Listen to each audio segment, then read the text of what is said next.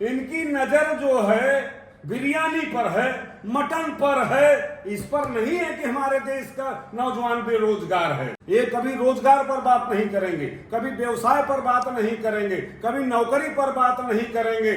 आज ये बात करते हैं कि फलाने बिरयानी खा रहे हैं। किसानों को चौकीदार बना दिया। कितने गौशाला हैं कि वहां जानवर मर रहे हैं, बदबू कर रहे हैं। परिवार के साथ ही जो धोखा कर रहे हैं वो सबकी नजर में आ रहा है। आज लोकतंत्र हमारे देश का खतरे में है कि अगर आज आप नहीं जागे तो आने वाले दिनों में आपके देश में लोकतंत्र नहीं रहेगा।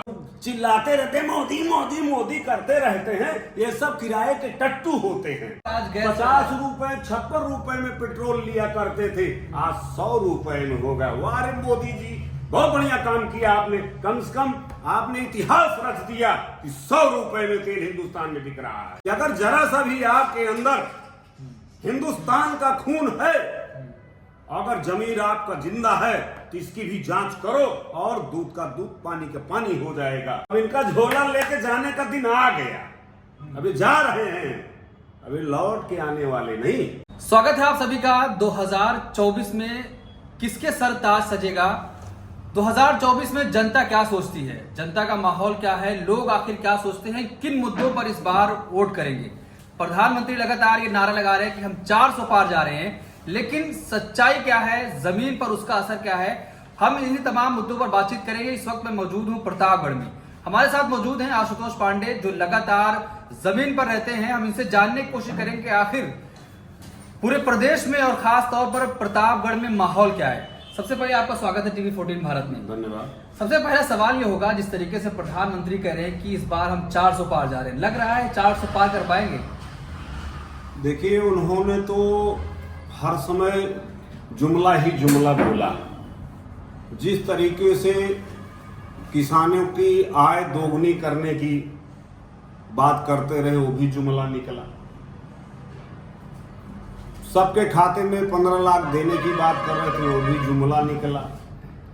2 करोड़ रोजगार देने की बात कर रहे थे, वो भी जुमला निकला। तो ये जुमले वाले लोग हैं। अब ये 400 पार होंगे कि 400 खत्म हो जाएंगे, ये नहीं पता है। अरे करे मोदी गारंटी पे जनता माहौल लगा अरे रही है। मोदी की गारंटी क्या है? मोदी ने तो जो नौकरी देने की बात की, रोजगार देने की बात किया, इन्होंने पूरे देश में वास्तव में रोजगार दे दिया। किसानों को चौकीदार बना दिया। आज गांव-गांव चले जाइए आप, तो वहां आपको हर घर का नागरिक, चाहे वो नौजवान हो चाहे बूढ़ा हो, लठ लिए जो है अपने खेतों की रखवाली करता नजर आता है, चौकीदारी करता रहता है। ये है हमारे जुमलेबाज जो है हमारे देश के अगुआ। तो खुद नारा लगा रहे थे, सबको बता रहे थे हम चौकीदार हैं 2019 में। हाँ, तो चौकीदार बता रहे थे। उनके नेता, उनके मंत्री, विधायक चौकीदार, सब चौकीदार बन गए थे और पूरे देश को चौकीदार बना दिया उन्होंने। आज जो है हमारा किसान दिन रात खून पसीना एक करके जो है पैदावार बढ़ाने में जुटा रहता है और रात में लठ लेकर के उसको सजोने में लगा रहता है, कहीं ऐसा न हो कि सांड महाराज आवे और हमारी खेती चर ले। ये है, इन्होंने ये रोजगार दे दिया जनता को। प्रधानमंत्री खुद कह रहे थे इसकी व्यवस्था की जा रही है। कौन सी व्यवस्था है? आप अभी चले जाइए, जितने गौशाला चल रहे हैं, कितने गौशाला हैं कि वहां जानवर मर रहे हैं, बदबू कर रहे हैं, उनको खाने की व्यवस्था नहीं है। और जो लोग वहां ले जाते हैं उसमें जानवर, वो उनसे पहले तो पैसा लेते हैं और जैसे चले आते हैं तो वो तुरंत वहां वाले खोल देते हैं। पहली बात तो लेबे नहीं करते हैं।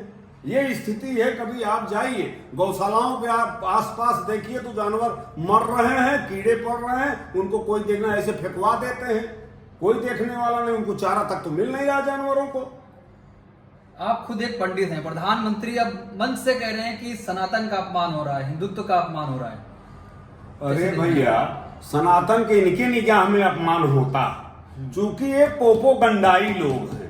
ये समाज में पोपोगंडा फैला करके एक दूसरे के, जो हमारा जनमानस है हिंदुस्तान का, यहाँ जो है एक हिंदू, मुस्लिम, सिख, ईसाई, बैकवर्ड, छोटा बैकवर्ड, बड़ा बैकवर्ड, ये सब बोल करके घृणा पैदा कर रहे हैं समाज में। जो हमारा भाईचारा का समाज था, हम एक दूसरे से प्रेम करते थे, एक दूसरे के साथ बैठते थे, एक दूसरे के साथ खाते थे, उसमें ये जहर घोल रहे हैं और कुछ नहीं कर रहे हैं। आज यहाँ आप देख लीजिए, पूरे देश का देख लीजिए क्या हो रहा। ये भला कर रहे हैं, ये केवल हिंदू मुस्लिम सिख ईसाई करके और धर्म उन्माद पैदा करके द्वेष पैदा कर रहे हैं, भाईचारा खत्म कर रहे हैं और इनके पास कुछ नहीं है। ये कभी रोजगार पर बात नहीं करेंगे, कभी व्यवसाय पर बात नहीं करेंगे, कभी नौकरी पर बात नहीं करेंगे। आज ये बात करते हैं कि फलाने बिरयानी खा रहे हैं। इनकी नजर जो है बिरयानी पर है, मटन पर है, इस पर नहीं है कि हमारे देश का नौजवान बेरोजगार है। अरे इस पर भी तो नजर डालो। मटन पर डालते हो, बिरयानी पर नजर डालते हो, और इस पे क्यों नहीं नजर डालते हो कि हमारे देश का नौजवान बेरोजगार है, हमारे देश की बेरोजगारी कितने तेजी से बढ़ रही है। इस पर इनकी नजर नहीं जाती है। लेकिन वो आप कह रहे हैं कि हमारे देश का प्रधानमंत्री ये कर रहा है, हमको तो कुछ नहीं दिखाई दे रहा है। और एक बात बताऊं, आज हमारे जनता के बीच में जो सबसे बड़ा मुद्दा अहम मुद्दा निकल के आया, जिसको ये सत्ता जो है नेता लोग उसको दाबने का काम किया।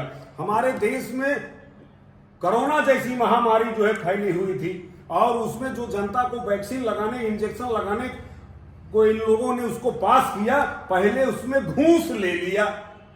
इसको तो आप जानते हैं कि नहीं जानते हैं? बिल्कुल जानते हैं ना। इन्होंने पहले घूस ले लिया और घूस का नाम क्या दिया इन्होंने? Electoral bond. उसका जनता हमारी नहीं जानती है कि इलेक्टोरल बॉन्ड क्या है।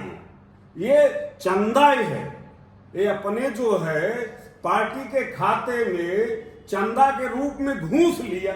और यही नहीं, आप सोचिए, जिस देश का नेतृत्व जनता हमारी बिलख रही है, तड़प तड़प के मर रही है, और उनके लिए कह रहे हैं कि हम फ्री में इंजेक्शन दे रहे हैं। अरे घटिया किस्म का इंजेक्शन इन्होंने लगवाया और उन कंपनियों से इन्होंने बड़ा जो है चंदा एक घूस के रूप में लिया और उसको पास कर दिया। आज देखिए, आप सुनाई देता होगा कि नौजवान जो है हार्ट अटैक से मर रहा है, उसी का प्रभाव है और दूसरे का नहीं है। तमाम ऐसे साथी हमारे नौजवान जो हैं, आज उनका हार्ट फेल हो जा रहा है। इस पर कभी इनकी नजर नहीं गई। इनको ये नहीं लेना है कि हमारी जनता सुखी है कि दुखी है, ये मरेगी कि जिएगी, इनको केवल अपनी झोली भरने से काम है। अरे प्रधानमंत्री कह रहे हैं कि पूरा देश मेरा परिवार है, आप कह रहे हैं जनता दुखी है। अरे ये केवल भैया ये मंच पर बोलते हैं कि मेरा देश परिवार है, लेकिन परिवार के साथ ये जो धोखा कर रहे हैं वो सबकी नजर में आ रहा है। सारे नेता उनके आगे ट्विटर के आगे लगा रहे मोदी का परिवार, मोदी का अरे परिवार। भैया काहे को न लगाओ। एक बात हमको बताइए आप, जो नेता, जो आप लोग भी अगर इनके खिलाफ बोलने का काम करेंगे तो आपको जेल भेज देंगे। कोई नेता इनके खिलाफ बोलने का अगर जुर्रत करता है तो उसके पीछे सीबीआई, ईडी, आईटी लगा देंगे कि अगर जरा सा तुम आवाज निकाले मेरे खिलाफ, अगर बेरोजगारी पर बात किए तो समझ लो कि तुमको हम जेल में भेज देंगे, आईटी लगा दूंगा, सीबीआई लगा दूंगा। ये है हमारे देश का लोकतंत्र। आज लोकतंत्र हमारे देश का खतरे में है। और अगर हमारी जनता जागरूक नहीं हुई, मैं जनता से भी अपील करता हूं कि अगर आज आप नहीं जागे तो आने वाले दिनों में आपके देश में लोकतंत्र नहीं रहेगा। जब तक सरकारें वही अच्छी चलती हैं जब विपक्ष जो है मौजूद रहता है, और ये विपक्ष को खत्म करने के लगे हैं। प्रधानमंत्री कह रहे हैं कि हमारी सरकार में लोकतंत्र मजबूत हुआ है, आप कह रहे हैं कि लोकतंत्र खत्म किया जा रहा है। अरे भाई कहां से हुआ? आप एक बात बताइए हमको। जब विपक्ष का नेता इनके खिलाफ आवाज उठाता है तो उसको बोलने नहीं देते ये लोग सदन में, और उसके बाद उसको जेल भेजने का काम करते हैं। तमाम ऐसे हमारे देश के नेता हैं जो इनके खिलाफ, इनके जो है गलत नीतियों का विरोध किए और उनको ये जेल भेजने का काम किए। यही है इनकी नीति। तो 24 में क्या होने जा रहा है ये बताइए। 24 में तो आप ये समझिए, जो नारा ये दे रहे हैं, जुमला फेंक रहे हैं 400 पार 400। अरे भैया इनका जुमला तो है कि कहीं ऐसा न हो के भेज दे कि हम 2000 के पार जा रहे हैं। आप 400 की बात कर रहे हो। आप 2000 सीट ही नहीं है, कहां से 2000? अरे इनकी सब सीट बना लेंगे ये लोग, तो अपने आप बना लेते हैं ना। इनकी क्या बात करते, धूर्त लोग हैं, ये पोपोगंडा ही है। अरे करे विकसित भारत बना रहे हैं, दुनिया में आज नाम हो रहा है भारत का। कहां हो रहा है? ये जब बाहर जाते हैं वहां और जो चिल्लाते रहते हैं मोदी मोदी मोदी करते रहते हैं, ये सब किराए के टट्टू होते हैं। वहां जो है पैसा दे करके मोदी मोदी का नारा लगवाते हैं। कोई देश नहीं, सब आप देश अन्य जो है देशों को देख लीजिए तो इनके विषय में क्या लोग बोलते हैं, इस पर भी नजर जानी चाहिए। और सबसे बड़ी विडंबना हमारे देश की है कि जिसको हम कहते हैं कि हमारे देश का कलम का सिपाही है, हमारी जो है आवाज को, हमारी जनता की आवाज को उठाता है, आज वो दब गया है, उसको दाब दिया गया है कि अगर तुम हमारे खिलाफ आवाज उठाओगे तो तुमको भी जेल में भेज दूंगा। अगर आपको याद हो सुधीर रंजन जी को स्मृति ईरानी जी ने क्या कहा था, जैसे पूछा कि टमाटर के क्या भाव हैं, आपके घर में भी तो टमाटर आता होगा, तुरंत उन्होंने कहा कि जेल की हवा भी तो अच्छी लगती है आपको।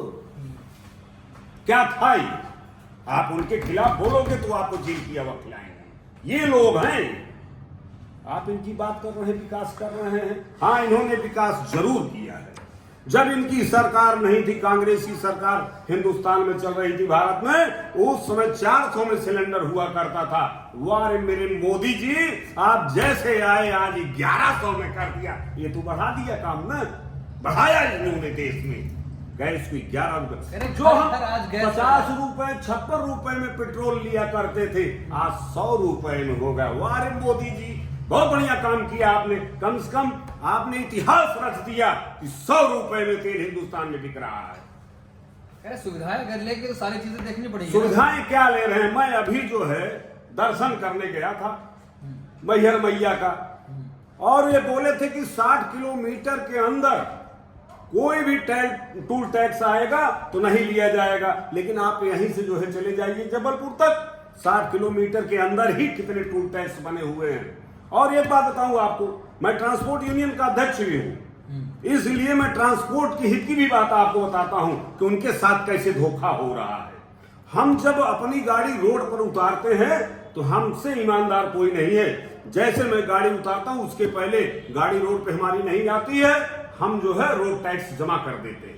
तो ये थे आशुतोष पांडे, जो लगातार जमीन पर रहते हैं और लोगों के बीच रहते हैं, लोगों की समस्याओं को सुनते हैं। हमने इनसे जानने की कोशिश करी कि आखिर 2024 में जनता का मूड क्या है और विशेष तौर पर प्रतापगढ़ में क्या होने वाला है। क्या जिस तरीके से 5 साल भारतीय जनता पार्टी के सांसद यहाँ पर रहे, काम वगैरह हुआ या नहीं हुआ, और जनता क्या चाहती है, क्या बदलाव चाहती है नहीं, तो उन्होंने साफ तौर पर चैलेंज किया है कि अगर सांसद जी एक काम भी अपना गिना दें तो फिर मैं कुछ भी करने के लिए तैयार हूं। उनका एक काम भी प्रतापगढ़ वालों के लिए नहीं है। दोबारा से बीजेपी ने उनको टिकट दिया है, इस बार फिर से वो मैदान में है। तो देखने की बात होगी कि 2024 में कौन जीतता है। आप क्या सोचते हैं, आपकी क्या राय है? कमेंट बॉक्स अपनी राय जरूर दें।